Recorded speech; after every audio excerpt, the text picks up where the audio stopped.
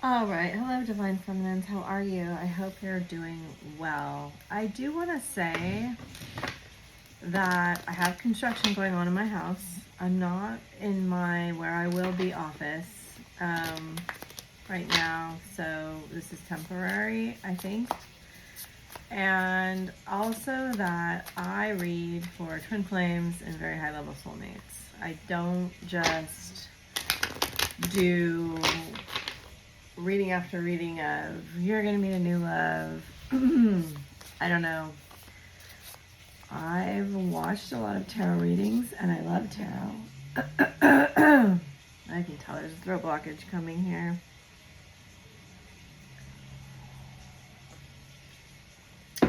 But I'm on a spiritual journey and I read for other people on spiritual journeys who want to heal and move forward. And I tried my very hardest to stay away from third-party readings. Unless Spirit's like literally telling me this is an important factor right now, I'm not going to like mess with it. Wow. That's some crazy energy in a good way right there. So I guess this is why I'm having to do this intro. This is a very, very special card. You can see the hologram at the top of it. You have reached some sort of milestone, some sort of illumination, some sort of chakra alignment. You have had a transformation in some of your energy at least. And here we have a very significant card for the masculine with this feminine third eye illumination. I also love the peacock, you know, all the little feathers on the top look like eyes. Well, we have raccoon and starfish. Very interesting. A lot of feminine energy here. So, this deck? This deck. Okay.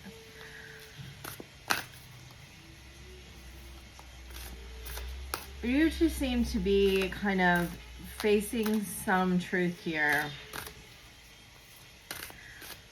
And meaning I feel like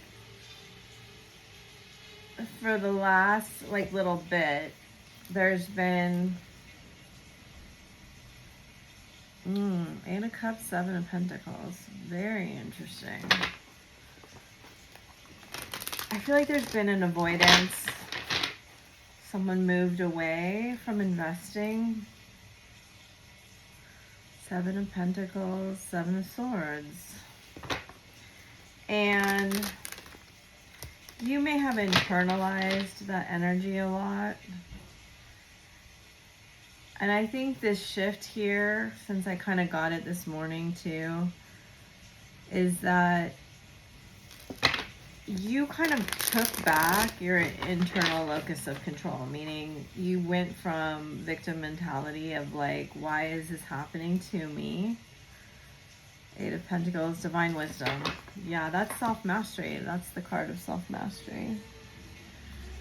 You went to, why is this happening to me, to it's happening for me. And that is a, wow, look at that. That is beautiful. They both have the rainbow, double rainbows in them. One's pentacles, one's cups, but they both have double rainbows.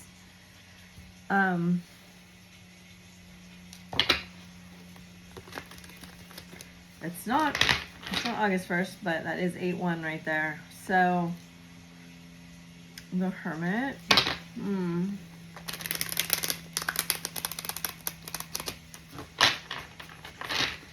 I feel like you've gained mastery over a part of yourself. I'm not going to say it's like you've gained mastery fully, but I feel like part of you has gained mastery. So Seven of Pentacles, Ace of Wands, Queen of Wands, Four of Swords, Two of Wands.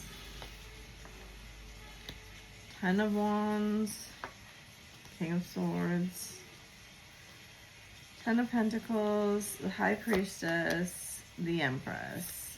Oh, wow. Nine of Wands, Five of Wands. I'm kind of always dazzled by Nine of Swords. I'm always dazzled by tarot, and it's always so fascinating to see what comes out. So, 3 big cards of feminine energy here, and it's not really surprising to me because I do see up here, this is a very feminine energy dominant reading with him coming up as the King of Swords. Sorry if I said Knight. So we have a Queen of Wands and a King of Swords, which is funny. I'm gonna run out of coffee, and that's gonna suck. Okay, so you seem to kind of be naturally wanting to give what you know the other wants. That's how I'm feeling with this energy. I get this sense from you that you're trying to be in a very Queen of Wands energy. I mean, you're coming up as Queen of Wands. You're both looking at the past.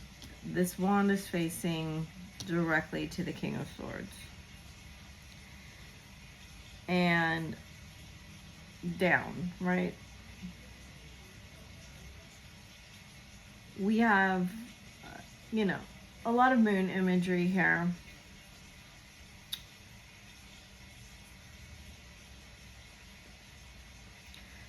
In fact, we have the Two of Wands. She's kind of holding a moon in her hand. And then we have the Ten of Wands. And there's actually 2 moons on this card. We have the Ace of Wands and the Four of Swords. All have moons along with the High Priestess. So I really feel like you are molding your energy in a very profound way. Like the Queen of Wands is highly spiritual. And you can see the 2 like upward facing triangles here. And here's again another one.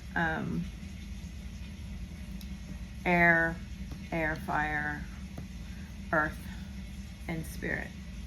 And then we have another air here. So, and then also on the Nine of Swords, there's a moon. So we get a predominantly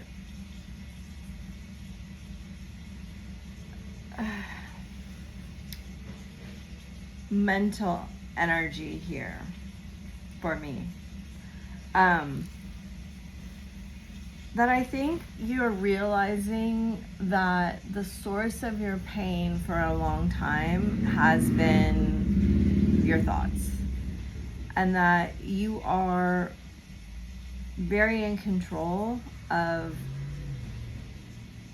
how you think, like the feelings that you assign to the meaning of the thought, right? That's the next layer. So that for me is what's king of manifestation. It's like not so much your thoughts, but what you make your thoughts mean. And especially what you make your thoughts mean about you. And that's what I'm seeing here. It's like, I feel this reading is a lot about the process of you waking up to even more of your magic. And the way that you have, so, I talk about external locus of control, internal locus of control. That means if you believe life's happening to you or for you, okay? So we're all evolving, and we're all in the process of deconstructing those things. It's like once you get done with one, you get another layer of it. It's kind of like, if you're here as an old soul to advance, you get layers of those kind of, I'll call them puzzles, but experiences where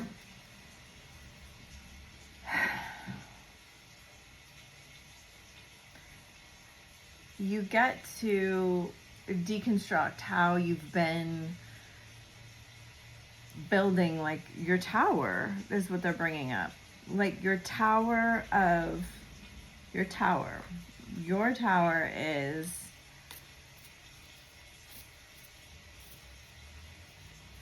okay. So the tower always kind of goes back to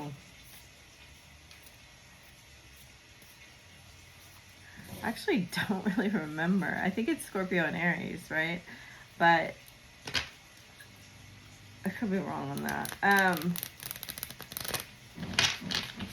But it's like, that would make sense of why I'm thinking like that, because it's like your tower is built from the feelings that you have about the thoughts you've thought. So, you know, when we heal our childhood wounds, which I feel like you're both doing here, is that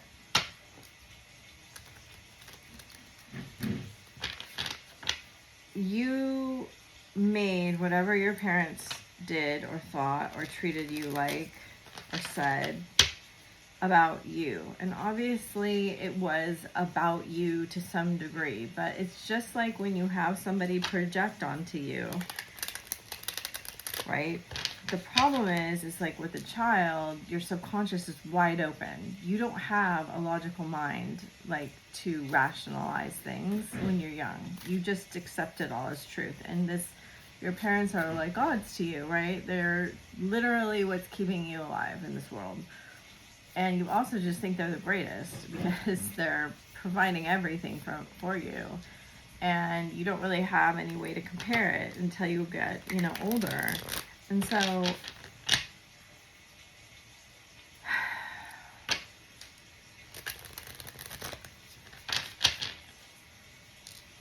there's a deconstruction of the tower here, I feel, very strongly with this Ten of Pentacles. And the problem is that, you know, our parents in a lot of ways do sacrifice for us, and they often let us know. This is all generalities, so it's not going to be everybody's exact story, but it's like, they do give to us, and most of them don't give like without letting you know that you basically owe them for what they gave. And there's a deconstruction of this tower. This is what I feel like, these walls here by you, in understanding that all of this baggage, like I feel the baggage is being lifted if you want it to be, if you allow it to be, if you work at it. I feel like Spirit is asking you to look at this baggage and be like,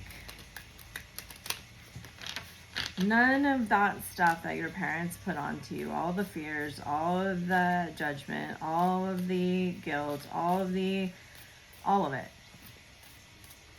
what you came away with in any way that you did, if you came away with anything like, I didn't feel I measured up, I wasn't lovable, I wasn't like me. I'll just do they're asking me to do a personal example. It's like my mother wanted me to be this like really happy cheerleader that got super good grades and was just super social, and that wasn't who I was. And you can, when we deconstruct all of the threads holding the reality in place,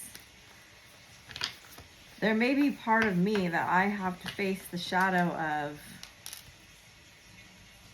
did I just not want to put that part of my personality forward because I feared I wouldn't live up to it? Or was she telling, was she telling me, you know, this was her ideal and I wasn't it? And there's just so many. That's just one tiny example. But the other side of that coin is that I was very into art and alternative everything, the occult, tarot. I was into just really strange music and from a very young age. And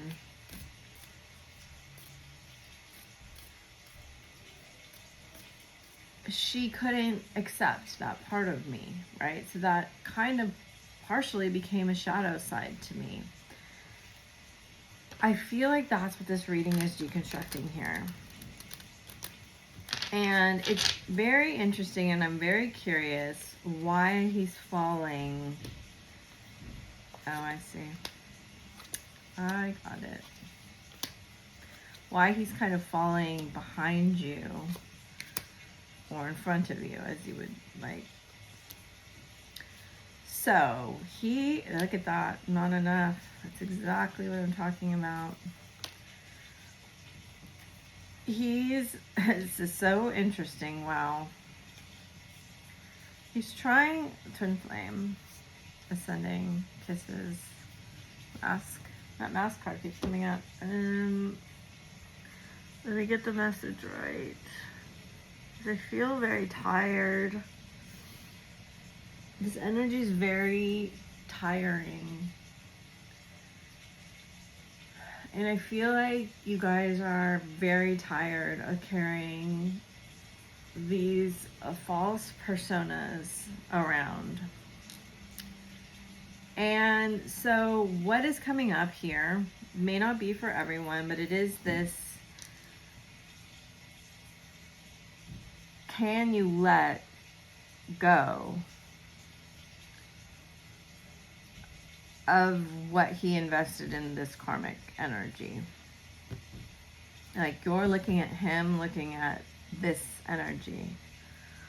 For most, it'll be another romantic partner, but it doesn't have to be. It can be whatever is kind of your worst fear in a lot of ways. I feel like this is talking about the fact that that choice was to help you get out of the empath narcissist paradigm. That choice of his, though it may have been calculated, look at what this card says. Competition, enemy, clever, malicious, look over your shoulder, the other woman. So you may have great fears about other women, other feminine energies. Tarot's not about gender. Taking your mate, or that may have been a pattern in your parents' relationships or relationship. As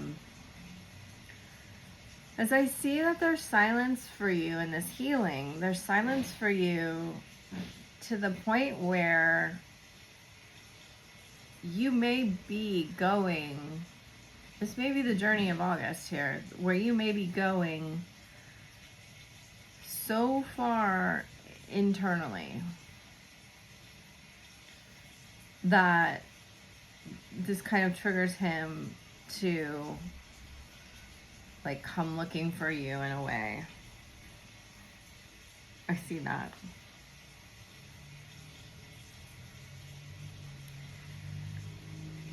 So when we have the Four of Swords, we're always looking at the Three Swords being above and the one sword being below.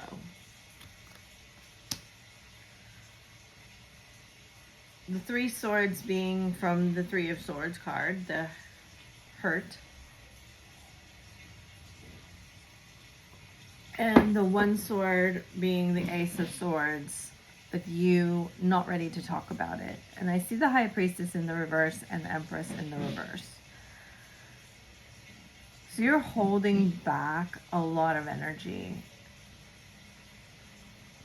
I know the High Priestess upright is silent, but here I really feel that this is on the internal, and it's very much around this healing frequency shown in these cards. Two of Wands.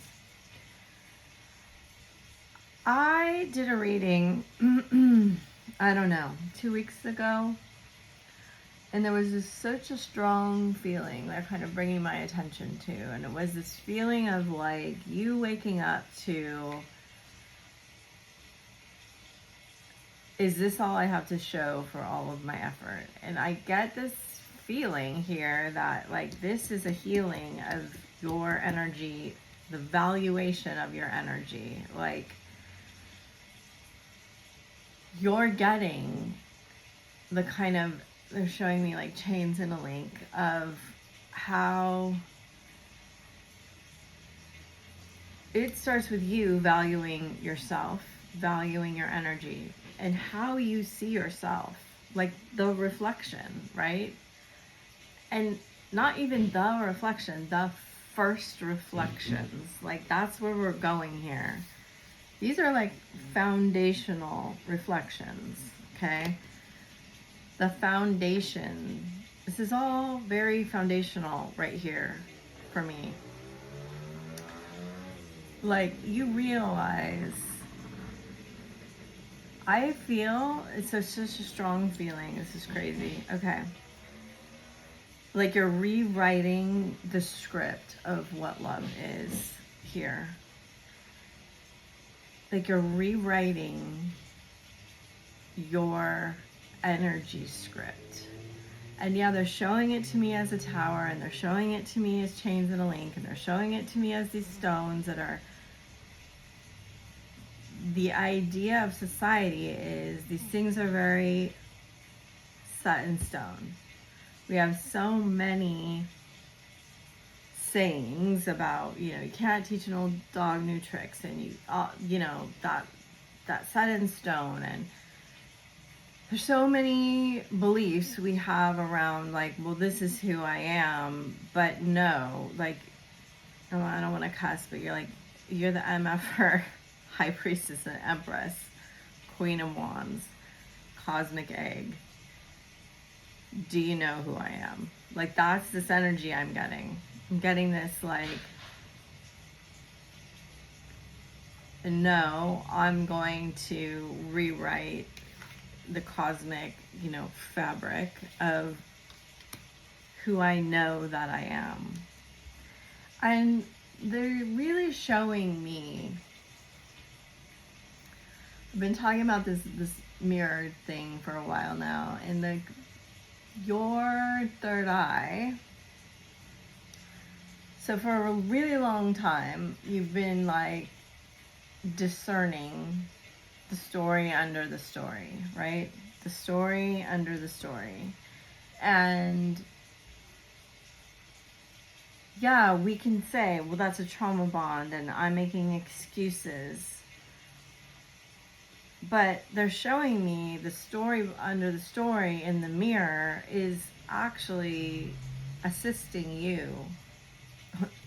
I really never noticed that the backs of these cards have not all the shells on them. This story is assisting you.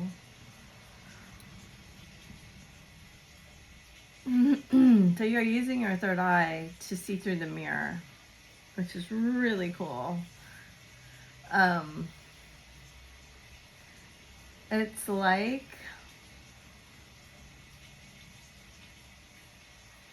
It's like this crazy, like, kind of shattering of the cosmic mirror. I don't know how to describe it. Let's see if we can get some more on it. We'll do these cards.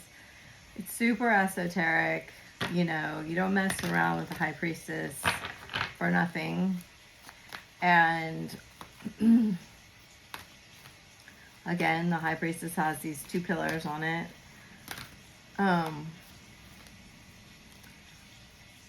They're always marked B and J, and you can do your research on the tarot on those if you want. It's like, I've looked them up before, but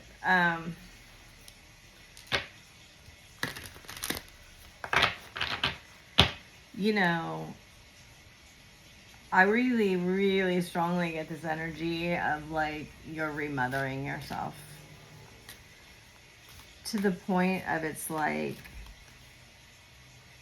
you're in the process of giving yourself everything that you need and being able to like fully love your mother for who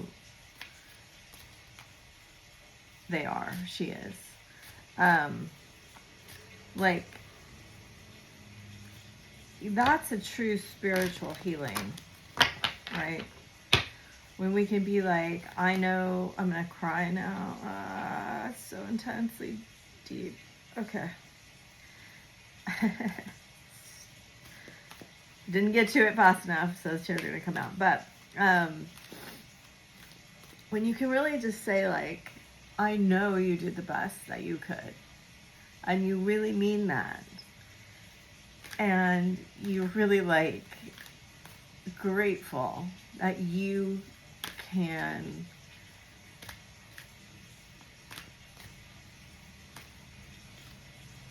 choose differently. Because they want to highlight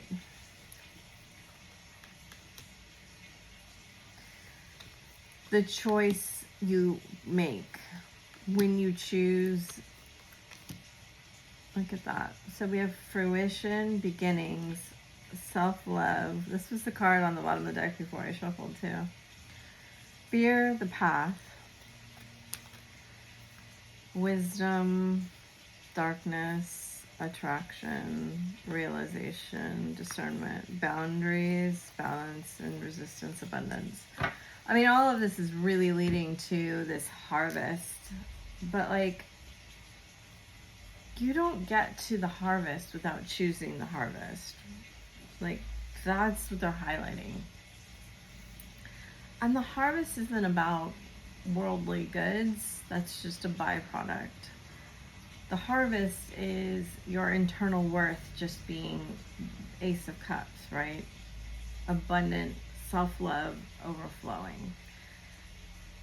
Coming from a source energy, whatever you believe that is, your eternal spark.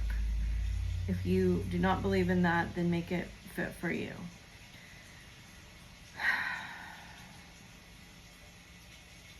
I don't know, from the masculine's perspective, I have to say what I feel. And what I feel is like you're getting further away. And he's in awe. Like, from his perspective, it kind of looks like this. He's in awe.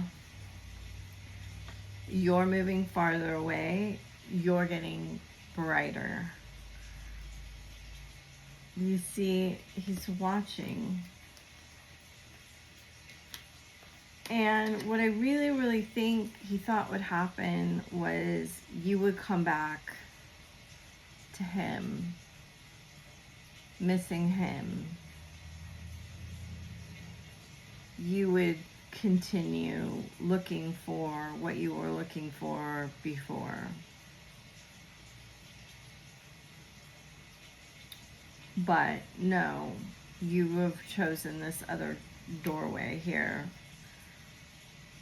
So we have mask again, which is interesting. He chose this door of self-love, right? And he's very afraid. And that's why I said earlier that I think this expansion of your energy and this rewriting this love script and this,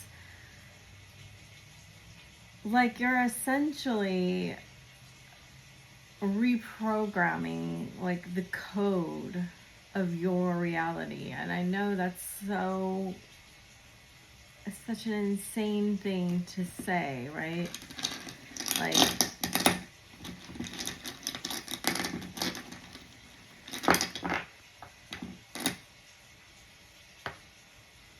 but it's that movement. It's like a quantum. It's beyond quantum. It's literally like you're moving from one world to another world. And it's not through your mind. Like, I really want to emphasize that. It's through your heart. And it's through the portal of you understanding your own power and strength of, these don't define me. This spear doesn't define me. These stones don't define me. This tower doesn't define me. If I let it all go, it's fine. In fact, it's better than fine. Because that choice is the choice of healing. And healing just means coming back to wholeness.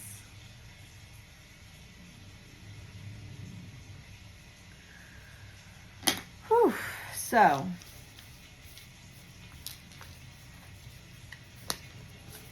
this feeling I'm getting from him is causing him to search for you,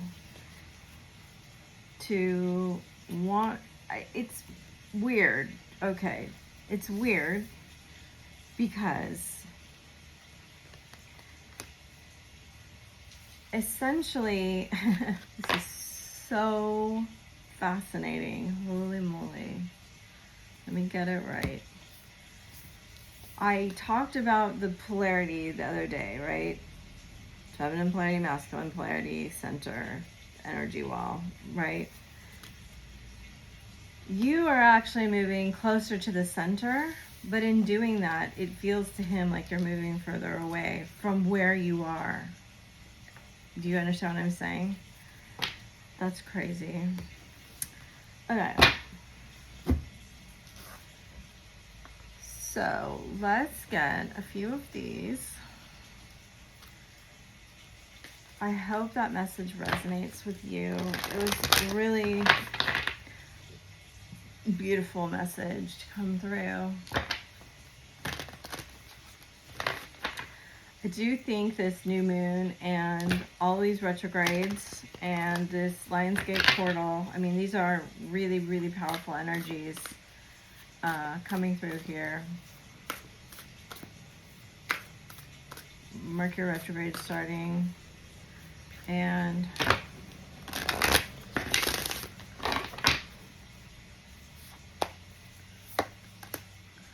Aries, Mercury, Grand Trine, blessings, beautiful. 11th house friends, Capricorn. I feel like some of you are going to like get into new networks, societies, groups.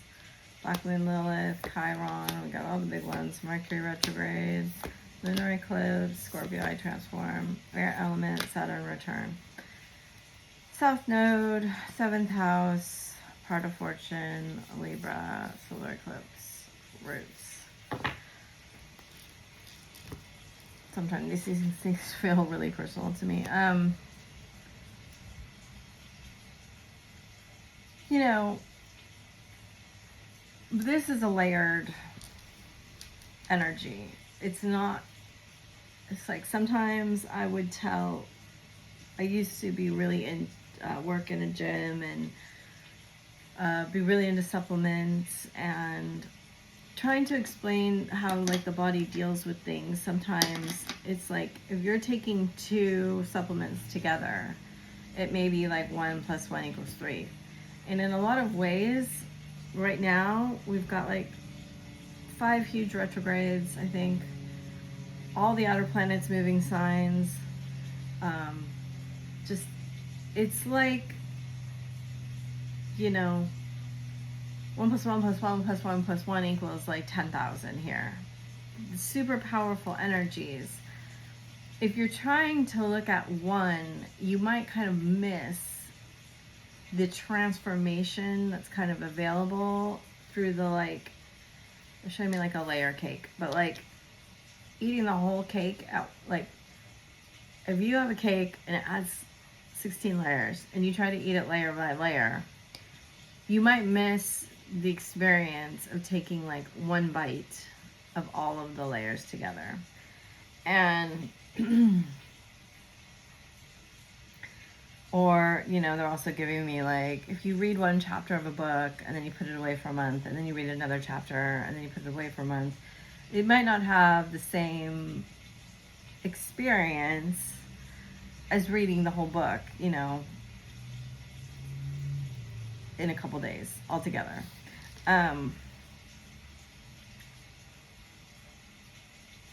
It's interesting that her mouth is kind of blurred out here. I think a lot of this work is not going to be about ways you may have healed up till now, which totally, if you want to, any healing modality, I think that calls to you is great. But a lot of this work appears internal to me, and it's not like I'm going to go talk about it a lot. It's not like we're going to have a conversation with my mom and we're going to work things out. That may happen, but a lot of this work is about you and the way you are and the way you think and the way you feel, and transforming that. And some of that transformation will just kind of show itself in the way that you are in the world, the way that you interact, right? And, you know, I kind of had this conversation yesterday about, you know, Teal Swan kind of famously has said, you know, you can't heal relational trauma by yourself. That may be true. I think there's two different ways of like thinking about that. I do think you can rewrite the scripts in your head about the meaning of them and who you are, and reparent your inner child, all of that. The patterns you operate in relationships may be an entirely different thing, or it may not. But what I think is being spoken about here is you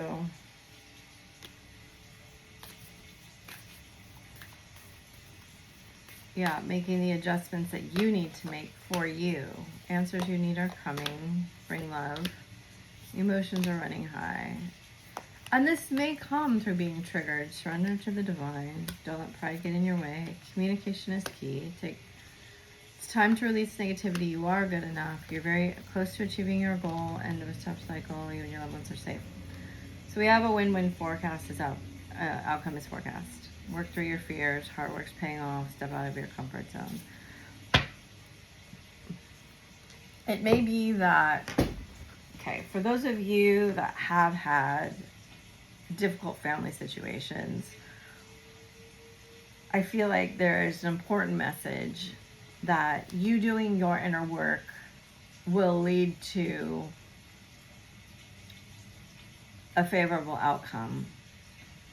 But these two things are separate. It's kind of what they're just wanting me to say. You may be triggered, and that trigger is assisting you in doing your inner work. But they want there to be a separation because they don't want whether or not this works out to affect who you are on the inside. You know, there's two cards of really fortunate blessings here. And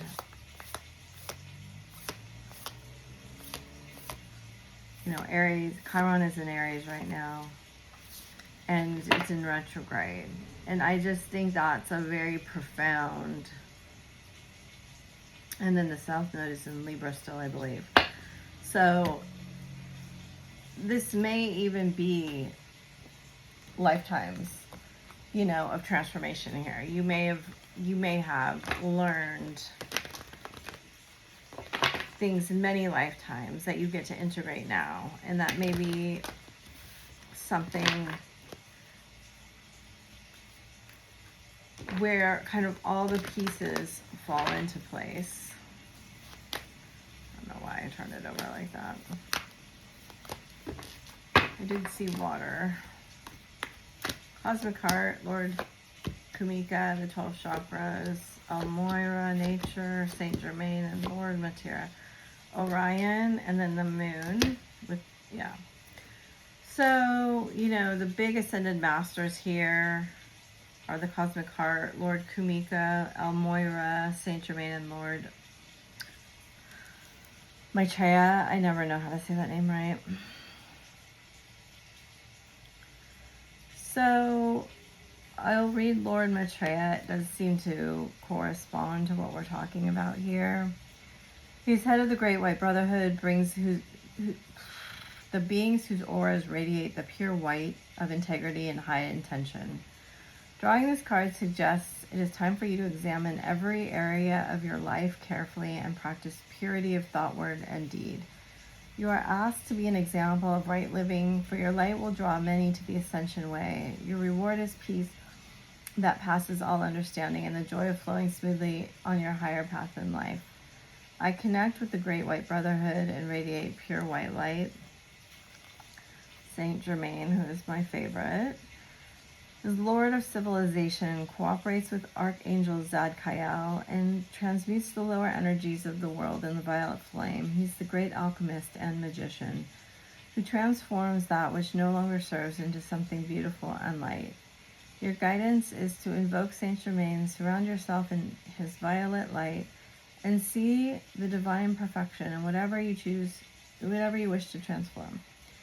Your pure intention and focus can co-create with his energy and make miracles happen. Use this to help you yourself and others to ascension. I believe in my ability to create miracles. So if you want to do work with the Ascended Masters, you can ask them to take them, look at, you got Archangel Metatron's retreat and Ascended Masters retreat.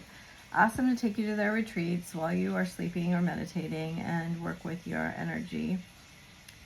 Kumika came from another universe to set the conditions for the Golden Age of Atlantis with Archangel Metatron. He has returned to be Kohan of the 8th ray, the soul ray of purification, enlightenment, and communication. When you receive this card, you're on a quest for enlightenment. Your guidance is to breathe Kumika's blue topaz light into your aura. Expand your attitude to one of unconditional love, acceptance of others, and personal responsibility. Kumika will open new doors for you and guide your footsteps towards enlightenment and ascension. And then also you can connect with the Nature Kingdom, Almoira, who's the perfected man with the 12 strands of DNA, and Earth and your 12 chakras, which is the one card. And the Cosmic Heart, which I've read a lot lately when I'd read it. So anyway, thank you for being here, sharing, liking, subscribing. I really appreciate you. Sending you love. Bye for now.